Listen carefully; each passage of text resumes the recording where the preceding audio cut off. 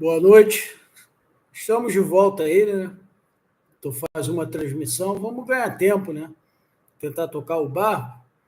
E eu me dei conta de que fazia aí já uns dias que a gente não voltava para a Lei 8625, né?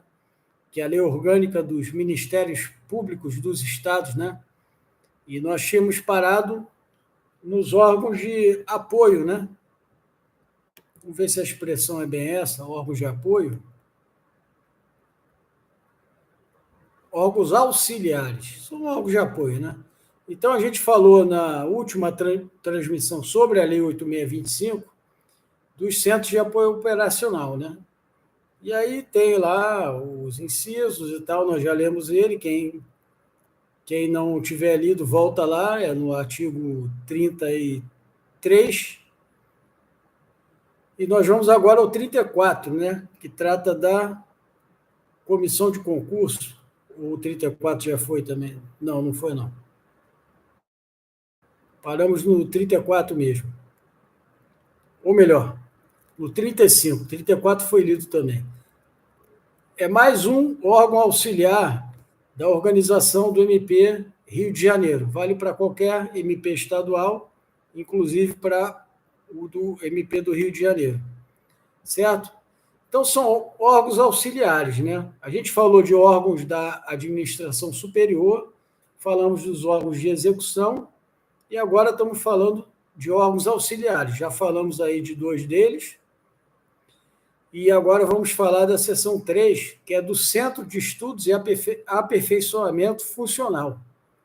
E no artigo 35 nós temos isso. O Centro de Estudos e Aperfeiçoamento Funcional é o órgão auxiliar do MP, destinado a realizar cursos, seminários, congressos, simpósios, pesquisas, atividades, estudos e publicações visando ao aprimoramento profissional e cultural dos membros da instituição e de seus auxiliares e funcionários, bem como a melhor execução de seus serviços e racionalização de seus recursos materiais. O que acontece? Todo tribunal, Ministério Público, Defensoria Pública e outros órgãos em geral, do Executivo também, de outros poderes, eles têm esse tipo de centros de estudos, onde se oferecem cursos para o membro se aperfeiçoar, que é para promover a melhoria dos serviços, a aumentar, né, as competências, né,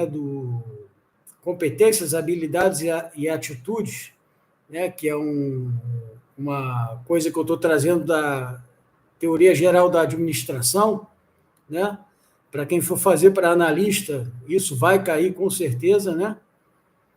E a gente chama de competências, né? Para que os membros possam se desenvolver e prestar um serviço cada vez melhor. Esses cursos também, muitas vezes, são oferecidos aos servidores, né? Na Defensoria Pública, por exemplo, nós temos lá um site, um sistema, com centenas de cursos disponíveis que você pode fazer sobre tudo quanto é assunto que você possa imaginar que seja ligado à atividade fim ou meio do órgão, né? Então, no parágrafo único, nós temos: a lei orgânica estabelecerá a organização, funcionamento e demais atribuições do Centro de Estudos e Aperfeiçoamento Funcional. Que lei orgânica é essa? É a lei orgânica, a lei complementar 106. Por isso que eu quero adiantar com essa lei, para entrar logo na 106, logo dentro da nossa disponibilidade de tempo. E aí vocês vão ver que as coisas vão se repetir. Lá na lei complementar 106, você já vai ter visto esse assunto, pelo menos de forma resumida. E a lei complementar vai dar um detalhamento a mais.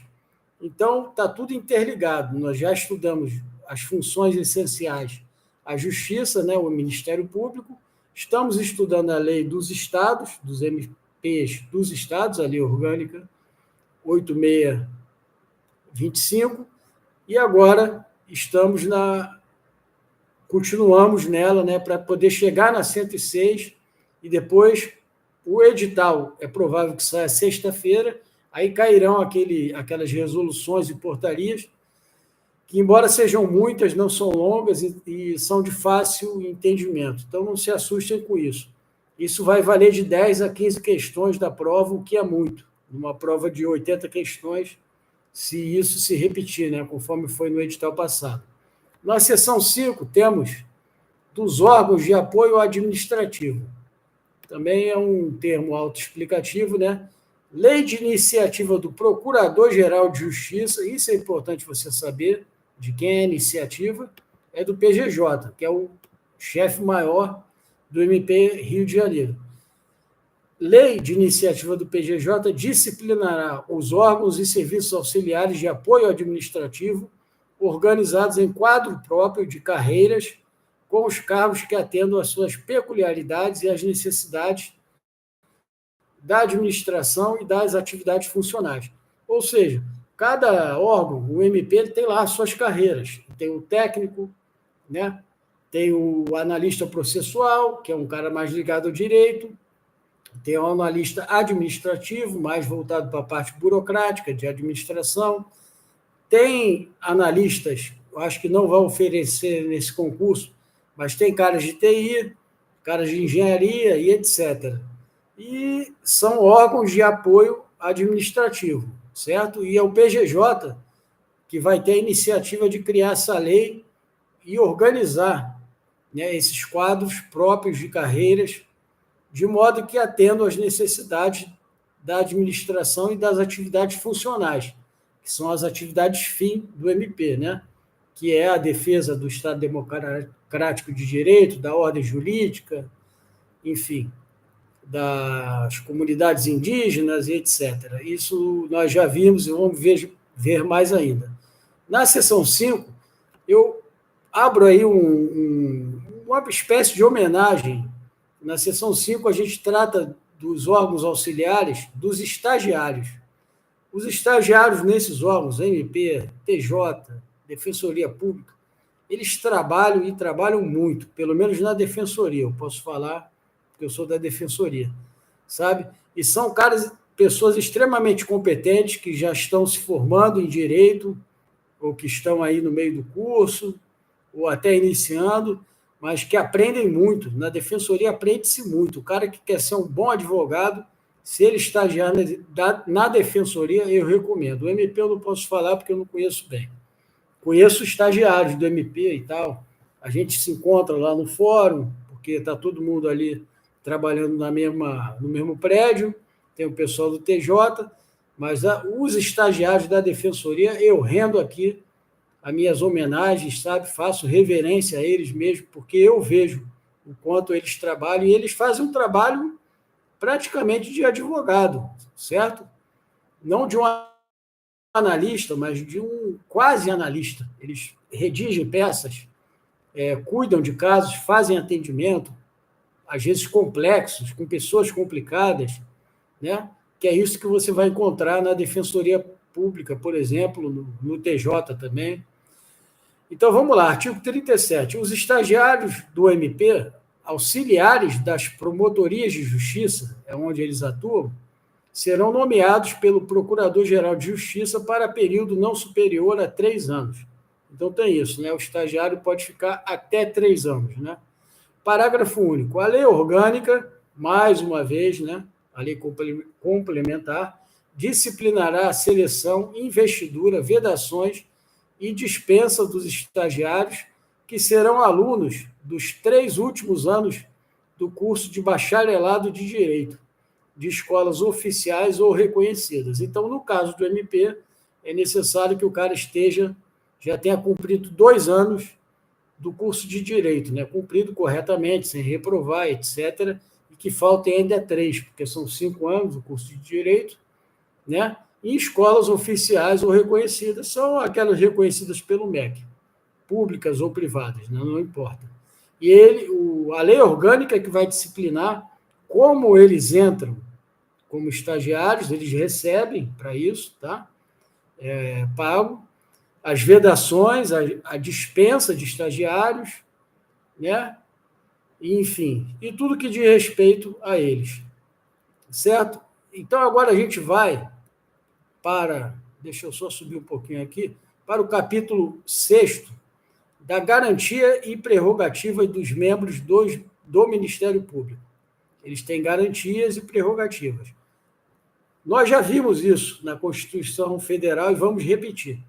Os membros do MP sujeitam-se a regime jurídico especial, que é uma lei, tá? Um regime jurídico, e tem as seguintes garantias. 1. Vitaliciedade após 2 anos de exercício, não podendo perder o cargo, senão por sentença judicial transitada em julgado. Ou seja, transitada em julgado depois que ela foi para a primeira instância, segunda instância, e aí pode ir para o STJ, para o STF.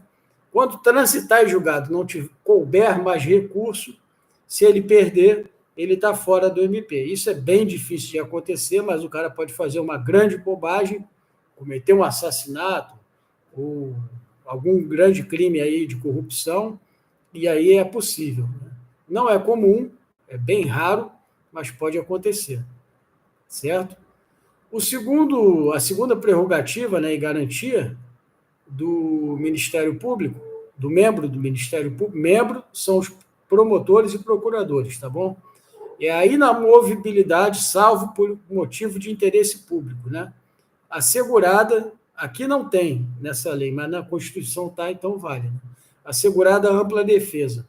Então, ele não pode ser movido de uma região para outra, de uma comarca para outra, assim, aleatoriamente, entendeu? Porque, geralmente, ele está ali, já está estabelecido, já conhece os juízes, já está entrosado, porque existe um relacionamento entre promotores, juízes, defensores e operadores do direito, advogados. O fórum tem advogados lá que são figurinha carimbadas, que estão quase todo dia no fórum. Eles estão lá defendendo lá seus clientes e eles conhecem os juízes e não tem problema nenhum nisso. Certo? Isso não gera nenhum impedimento, tá? Então, a inamovibilidade, em geral, não é bom, salvo a pedido. O cara quer mudar de cidade, mudar de local, de comarca, e aí ele pode pedir, aí vai depender de uma série de regras que vão estar lá na Lei Complementar 106, que quando acabarmos essa, vamos estudar. E a terceira garantia é irredutibilidade de vencimentos, observado quanto à remuneração o disposto na Constituição Federal. A gente leu sobre isso na Constituição Federal há pouco, ou algumas transmissões, né? E aí ela trata da irredutibilidade. Eu já falei teci outros comentários, não vou repetir aqui para não ficar muito longo. Temos vídeos aí de sobra para assistir, certo? No parágrafo 1º do mesmo artigo, o membro vitalício do MP, né, depois que ele completa 2 anos, somente perderá o cargo por sentença judicial transitada e julgada, proferida em ação civil própria, nos seguintes casos. Aí ele especifica mais. Prática de crime incompatível com o exercício do cargo após decisão judicial transitada e julgada. Acabei de dar o exemplo, né? Exercício da advocacia. Se um membro do MP for pego exercendo advocacia privada, né, sendo cliente de alguém, trabalhando em alguma banca, ele está sujeito a perder o cargo de promotor ou de procurador. E terceiro, abandono do cargo por prazo superior a 30 dias corridos. O cara sumiu, sei lá, vamos supor que ele pirou, desapareceu, entendeu? Claro que ele vai ter direito à ampla defesa e tal, mas num primeiro momento ele está fora do MP, se ele sumir por 30 dias corridos, desaparecer, liga para ele, não sabe onde ele está, não sabe se está doente, não sabe se foi sequestrado, não se sabe. Nesse caso, num primeiro momento, ele está fora, ele perde o cargo, né, de procurador ou de promotor.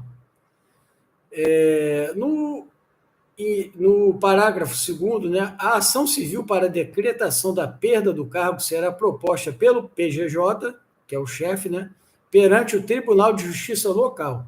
Então, no caso do MP Rio de Janeiro, ele vai propor essa ação no Tribunal de Justiça local, após autorização do Colégio de Procuradores. Então, é importante memorizar isso. O PGJ tem a iniciativa de ir lá provocar o Tribunal de Justiça, esse membro aqui sumiu por 30 dias, esse membro aqui está sendo processado por assassinato e foi condenado, ou outra coisa qualquer, cometeu um grave crime de improbidade administrativa. Ele vai lá, vai acionar o Tribunal de Justiça, que vai mover uma ação, certo, né? Provocada pelo PGJ, após a autorização do Colégio de Procuradores. Então, ele só pode fazer isso depois que ele chegar para o Colégio de Procuradores, que é formado por todos os procuradores, nós vimos isso no começo da lei, na forma da lei orgânica. Então, tem alguns detalhes ainda que a Lei Complementar 106 vai explicar. No artigo 39, em caso de extinção do órgão de execução da comarca ou mudança da sede da Promotoria de Justiça, será facultado ao promotor de justiça remover-se para outra promotoria de igual entrância ou categoria ou obter a disponibilidade com vencimentos integrais e a contagem do tempo de serviço como se em exercício estivesse. Aí, essa disposição não é uma punição. Vamos admitir o seguinte, existe lá um órgão de execução no município tal, no interior lá de um município do Rio de Janeiro.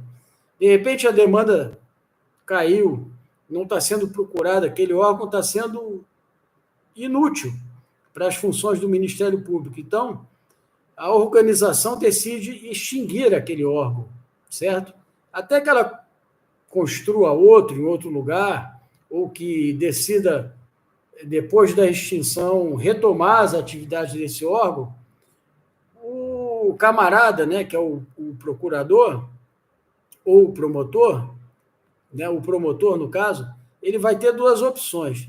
Ou ele vai pedir remoção para outra promotoria de igual entrância ou categoria, porque a carreira segue em entrâncias e categorias. Ou ele pode ficar em disponibilidade com vencimentos integrais e contagem do tempo de serviço, ou seja, ele vai ficar encostado, sem trabalhar, mas recebendo os vencimentos integrais e a contagem do tempo de serviço como se em exercício estivesse. Por que a contagem do tempo de serviço? Para a contagem do crescimento dele na profissão, porque essa disponibilidade não é uma punição, é um motivo extremo. Tiveram que extinguir lá aquela promotoria no município tal, porque ela, por algum motivo, estava sendo inútil, não estava tendo demanda, ninguém estava procurando, não servia para nada, resolveram extinguir, porque estava só gastando dinheiro, pagando pessoal. Esse cara vai ficar em disponibilidade, aguardando, né, uma comarca, da mesma entrância e categoria, que ele queira fazer parte. Aí ele vai solicitar ao procurador de justiça, ao colégio de procuradores, para fazer parte dela. Isso pode levar alguns meses, né? Geralmente também não vai levar mais de 3 ou 6 meses, rapidamente isso vai se resolver, porque o cara não vai querer ficar parado. É ruim, tá? Por mais que você receba integralmente o seu subsídio, é ruim ficar parado. Não é bom em nenhuma carreira. Parágrafo 1º. O membro do MP em disponibilidade remunerada continuará sujeito às vedações constitucionais e será classificado em quadro especial, provendo-se a vaga que ocorrer. Ou seja, no que aparecer uma vaga, essa vaga vai ser provida por ele, né? Então, ele vai ficar em disponibilidade ali esperando, e ele está sujeito àquelas vedações, ele não pode exercer advocacia, e ele não pode exercer nenhuma daquelas vedações das quais nós já falamos. Cabe a você ler e reler a lei, assistir esse vídeo, ler o seu material, né? Que eu tenho certeza que deve ser um material bom, e ficar atento a isso, porque esses detalhes podem cair em prova. Parágrafo 2º. A disponibilidade nos casos previstos no caput, né, na cabeça, que é esse, né, outorga ao membro do MP o direito à percepção de vencimentos e vantagens integrais e à contagem do tempo de serviço como se em exercício estivesse. Está repetindo mais ou menos o que já foi dito, né? No artigo 40, constituem prerrogativas dos membros do MP, além de outras previstas na lei orgânica. Então, tem essas que eu vou ler e tem as que vão estar na lei complementar 106. Inciso 1. Ser ouvido como testemunha ou ofendido em qualquer processo ou inquérito em dia, hora, local previamente ajustado com o juiz ou a autoridade. Então, se ele for chamado para depor em juízo, num inquérito, num processo, ele tem o direito de escolher a hora e o local combinando com o juiz, entendeu? Ele não é como um cidadão comum que vai ter que ir no dia e no horário que o juiz determinar. Ele tem a prerrogativa de dizer, não, amanhã eu não posso, semana que vem eu não posso, só posso dia tal, entendeu? E o juiz vai atender esse pedido. Isso é uma prerrogativa, né? Para que ele seja ouvido, para que ele deponha, né? Participe dessa oitiva. O inciso 2, outra prerrogativa é estar sujeito à intimação ou convocação para comparecimento, que é algo parecido, somente se expedida pela autoridade judiciária ou por órgão da administração superior do Ministério Público competente, ressalvadas as hipóteses constitucionais. Tirando essas hipóteses, ele só pode ser intimado ou convocado pela autoridade judiciária, que vai ser o juiz da comarca, né, da instância dele, ou por órgão da administração superior do Ministério Público. Pode ser o Colégio de Procuradores, a Corregedoria, né, o PGJ, e tem mais um agora que eu não estou me lembrando. É importante depois lembrar, eu mesmo vou ler depois para memorizar isso. Se não for por essas autoridades, ele não pode simplesmente ser convocado assim do nada, entendeu? Terceira, essa daí é uma que vocês devem ouvir muito falar. Ser preso somente por ordem judicial escrita, ele não pode ser preso do nada, certo? Salvo flagrante de crime inafiançável. Então, não é qualquer crime, é um crime inafiançável, é um crime grave, é um assassinato, é um estupro, é um crime de racismo. Aí, nesse caso, ele vai ser preso em flagrante, não importa. Agora, se não fosse, for um crime mais leve, ele furtou uma coisa, deu a louca nele, entrou numa loja, resolveu surrupiar um negócio e meter no bolso, entendeu? Não é um crime inafiançável, ele vai ser preso em flagrante e vai pagar fiança, certo? Ou melhor, ele nem vai ser preso em flagrante, né? Ele vai ser necessário ordem judicial escrita. Caso em que a autoridade fará, no prazo máximo de 24 horas, a comunicação e apresentação do membro do MP ao Procurador-Geral de Justiça. E aí, ao PGJ, ele vai prestar contas, entendeu? Então, se não for um flagrante de crime inafiançável, ele não pode ser preso, a não ser por ordem judicial escrita, mandado, correto? Ser custodiado ou recolhido à prisão domiciliar ou à sala especial de Estado-Maior, por ordem e à disposição do tribunal competente, quando sujeito à prisão antes do julgamento final. Então, ele cometeu um crime grave, daqueles que eu falei, inafiançáveis. Ele vai ser preso. Só que ele não vai ser preso no presídio comum. É a famosa cela especial, né? Durante o processo, ele vai ser custodiado ou recolhido à prisão domiciliar, ou ele vai ficar preso em casa, ou ele vai ser preso em uma sala especial de Estado-Maior, que é geralmente na Polícia Federal, entendeu? Ou pode ser no Exército, enfim, geralmente é na Polícia Federal ou numa sala de Estado-Maior de outra, da Força Armada. Ele vai ficar ali, não é bem uma prisão, ele vai ficar numa sala, né? Vai receber comida, ele não vai ficar misturado com outros presos, a não ser que sejam presos do mesmo nível dele, certo? Quando sujeito à prisão antes do julgamento final. Depois do julgamento final, se esse cara cometeu um assassinato, por exemplo, foi julgado, transitou julgado à última instância, aí acabou.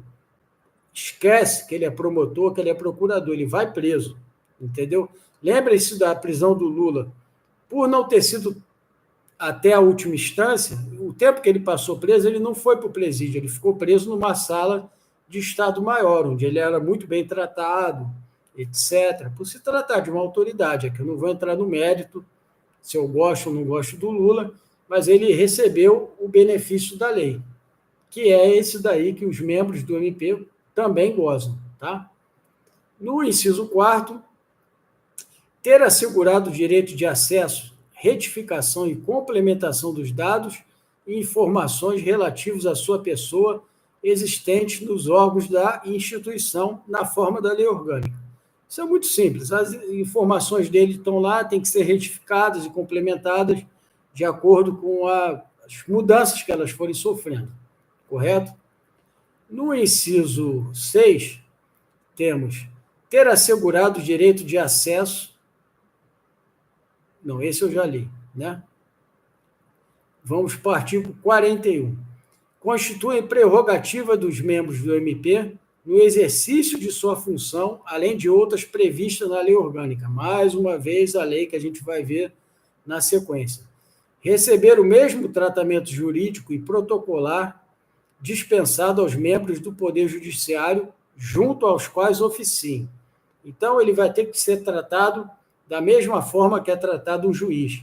Ele fica lá, à direita do juiz, se eu não me engano, nos processos, certo? Ele tem esse direito de participar das audiências, né? Como membro do MP, e ele tem o direito do mesmo tratamento protocolar, meritíssimo é mais para o juiz, mas excelência, senhor, você tem que tratá-lo com respeito, certo?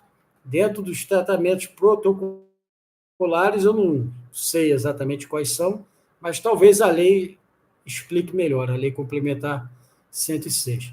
2. Não ser indiciado em inquérito policial, observado o disposto no parágrafo único deste artigo.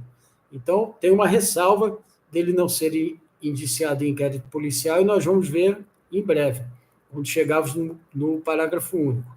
3.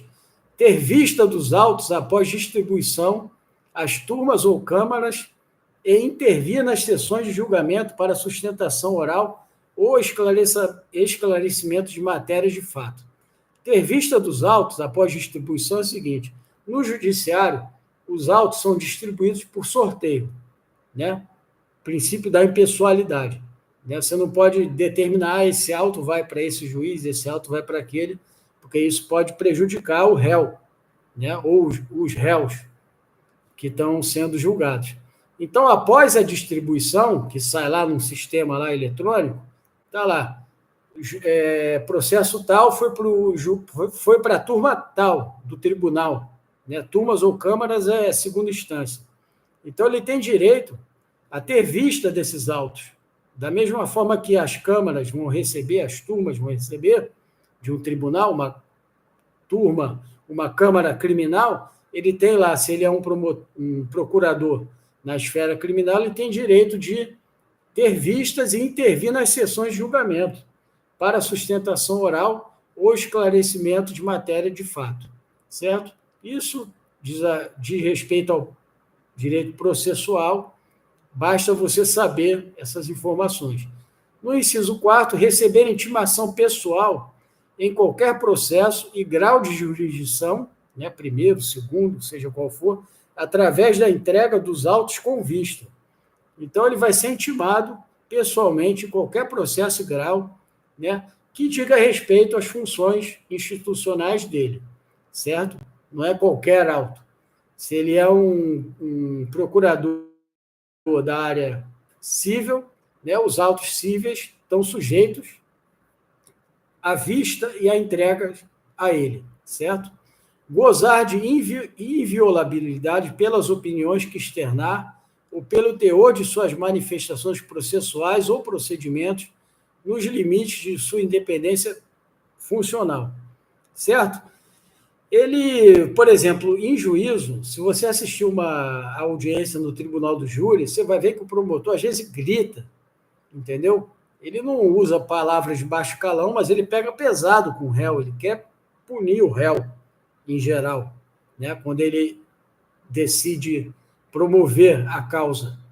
E ele não pode ser repreendido por isso, Isso é um exemplo, tá? Do que diz esse inciso.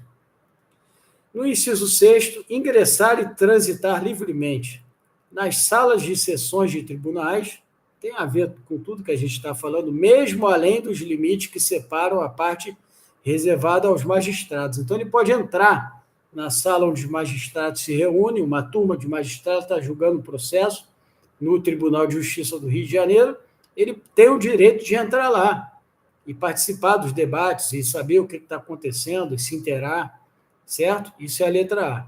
Letra B, nas salas e dependências de audiências, secretarias, cartórios, tabelionatos, ofícios de justiça, inclusive dos registros públicos, delegacias de polícia e estabelecimentos de internação coletiva, que no caso são presídios. Então, ele tem o direito também de entrar lá para fiscalizar essas audiências, secretarias, cartórios, tabelionatos, ofícios de justiça, inclusive registros públicos, né, de pessoas naturais, de empresas, etc., de delegacias e presídios. Ele tem esse direito, essa prerrogativa. Letra C, em qualquer recinto público ou privado, ressalvada a garantia constitucional de inviolabilidade de domicílio. Então, ele pode entrar em qualquer recinto público ou privado, ressalvada a garantia constitucional de inviolabilidade de domicílio. Então, nós já vimos lá no artigo 5º que existe a reserva, né, da inviolabilidade de domicílio. Ou seja, um membro do MP, ele só vai poder entrar na residência de alguém ou no recinto público, né, com mandado judicial, né, que é uma garantia constitucional, principalmente se for uma residência de alguém, de um investigado, certo? Dentro do horário previsto, durante o dia, né, que geralmente vai das 6 da manhã às 9 da noite, é mais ou menos isso daí. Tem um horário lá estipulado. Fora desse horário, de madrugada, do nada, ele não pode entrar na casa do particular, por mais que seja um grande criminoso, investigado, etc. No inciso 7, examinar em qualquer juízo ou tribunal autos de processos findos ou em andamento, ainda que conclusos à autoridade, ainda que eles já tenham sido conclusos ao juiz, mandados ao juiz, podendo copiar peças e tomar apontamentos, certo? No inciso 9, ter acesso ao indiciado preso a qualquer momento, mesmo quando decretada sua incomunicabilidade. Alguns presos estão sujeitos a não entrarem em contato com ninguém, ficarem isolados, incomunicabilidade, certo? Mesmo nesse caso, o membro do MP tem a prerrogativa de ir lá e falar com o preso incomunicável. É disso que trata o inciso, certo? Você vê que o quanto de poder esses caras têm, né? 10, usar as vestes talares e as insígnias privativas do Ministério Público. Vestes talares são aquelas vestes lindas, né, que os magistrados usam, que os membros do MP usam, que os defensores usam, certo? São chamadas vestes, só por curiosidade, vestes talares, porque elas vão até o talo. O talo é o calcanhar, certo? E são uma espécie de vestido preto, né? E cada membro tem sua cor. O MP, eu acho que usa vermelho, a Defensoria Pública usa o verde, e por aí vai. Então, ele tem essa prerrogativa de usar essas vestes, né? Para se diferenciar até dentro de um processo. No inciso 11, tomar assento à direita, eu acertei quando eu falei, dos juízes de primeira instância ou do presidente do tribunal, câmara ou turma. Primeira instância, esse é o juiz singular. Ele senta à direita do juiz singular numa sessão, numa audiência, numa parte do julgamento. E também à direita do presidente do tribunal, câmara ou turma, né, em se tratando de um processo de segunda instância, né, quando já subiu, quando já houve apelação e o processo está em fase de recurso, né? E parágrafo único, Quando, no curso de investigação, houver indício de prática de infração penal por parte de membro do Ministério Público, a autoridade policial, civil ou militar, remeterá imediatamente, sob pena de responsabilidade, os respectivos autos ao PGJ, a quem competirá dar prosseguimento à apuração. Então, o policial está lá, suspeitou do membro do MP que ele cometeu um crime, a autoridade policial, civil ou militar, ela não pode abordá-lo diretamente, ela tem que encaminhar ao PGJ, e aí sim o PGJ vai decidir o que fazer, né? E compete a ele dar prosseguimento à apuração, certo? Ele não pode ser diretamente abordado numa investigação, por exemplo, por policiais, sejam eles quais forem, militares ou civis, federais, não interessa. 42. Os membros do MP terão carteira funcional expedida na forma da Lei Orgânica, Lei Complementar 106, valendo em todo o território nacional como cédula de identidade e porte de arma, certo? Independentemente, neste caso, de qualquer ato formal de licença ou autorização. O membro do MP não precisa passar por aquela burocracia toda para ter porte de arma. Automaticamente, ele é portador, ele possui o porte de arma. Ele pode tanto tê-la em casa, como portá-la, tá? Por quê? Porque ele lida com criminosos, né? Ele acusa criminosos. Então, para a segurança dele, ele tem essa prerrogativa. Eu conheço uma pessoa que é membro do MP no estado, eu não vou dizer para não dar mais detalhes, é um caso, só para a gente já está terminando, né? E ele comprou um carro e a data de nascimento dele é uma data bem fácil de gravar. E a moça da concessionária, né, toda feliz, porque tinha feito a venda do carro para ele, botou a placa do carro com a data de nascimento dele, que é um número super fácil de gravar. E ele ficou pé da vida. A moça, na melhor das intenções, quis agradá-lo, e, no entanto, ele ficou muito contrariado, preocupado. Por quê? Porque um promotor de justiça está sempre... Ele é marcado por criminosos e está sujeito a sofrer um atentado, entendeu? Uma tentativa de assassinato, uma execução. Por isso ele tem um porte de arma e por isso ele tenta sempre se resguardar. E a melhor coisa que você tem é ter uma placa de carro difícil de gravar para não ficar marcado, né, na sua cidade, lá no local onde você atua. Com isso, nós paramos aqui no capítulo 7, que vai tratar dos deveres e vedações. A gente falou das prerrogativas, agora também tem o ônus, né? Os deveres que eles possuem, os membros do MP, e as vedações, certo? E nós vamos tratar disso no próximo vídeo. Espero que tenha sido de boa valia, espero ter colaborado aí com vocês, para o estudo de vocês, e desejo bom estudo a todos, tá? Boa noite, a gente se vê amanhã. Amanhã tem mais.